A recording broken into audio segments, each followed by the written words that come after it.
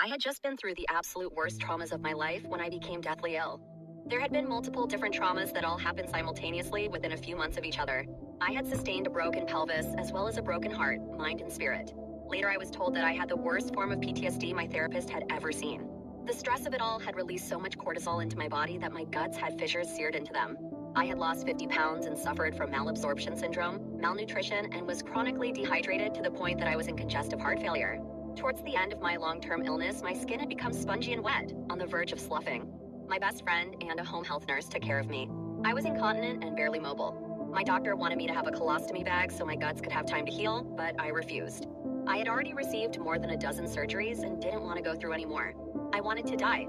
The pain in my nose from the dehydration was intolerable. I would put pain-relieving Neosporin on a Q-tip and lather it all over inside my nose and sinuses. My whole body hurt. I spent hours every day in the bathtub soaking in hot water and Epsom salt. I was sleeping most of the day and night, but it wasn't like sleep at all. Every time I fell asleep, I found myself in a hot and dusty desert running alongside a soldier who was in a war. It was desolate and so lonely for this soldier.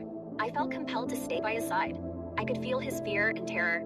I could feel him agonizing about possibly dying alone in this hellhole. I felt like this was why I was there. I had a knowing that I was there to be Soldier Man's angel. This went on for several months, day after day and night after night. He didn't want to be there in that war or kill anyone. I never did see him kill anyone either. Mostly, he ran. I could feel the exhausting heat and the irritation at the endless dust. I felt so hot and thirsty whether I was there with him in the desert or awake in my life as Tina. He never acknowledged me, but at times I could feel him sensing my presence.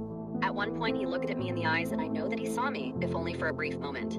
Everything I had gone through with him was worth it in that one single moment when he looked into my eyes. I knew he didn't feel alone anymore. He felt safe and protected. I grew to love this man, not in a romantic sense. I prayed for him and thought about him during all of my waking hours. I didn't want to be awake because I didn't want him to be alone in that awful, lifeless place. About the same time that I had a miraculous healing, I saw my desert soldier man one last time near a body of water where he boarded a large ship. I knew he was going home. I really mourned the loss of him. I cry whenever I talk about this time in my life that I was his angel. I wonder where he is now. My next-door neighbor was a loving, open person with whom I shared this extraordinary experience. She was so excited to hear my story because she had a story of her own. When she began describing a horrific scene of a woman being abducted and hunted for sport by some evil men, I began shaking. Everything she described matched exactly what had recently happened to me.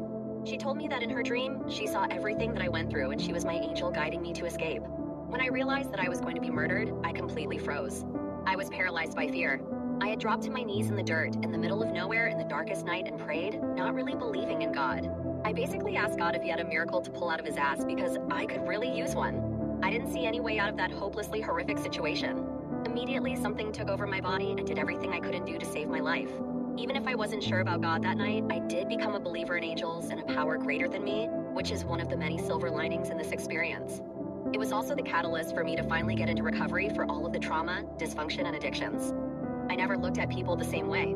Some are most definitely demons. Some are most definitely angels. And I know who I am.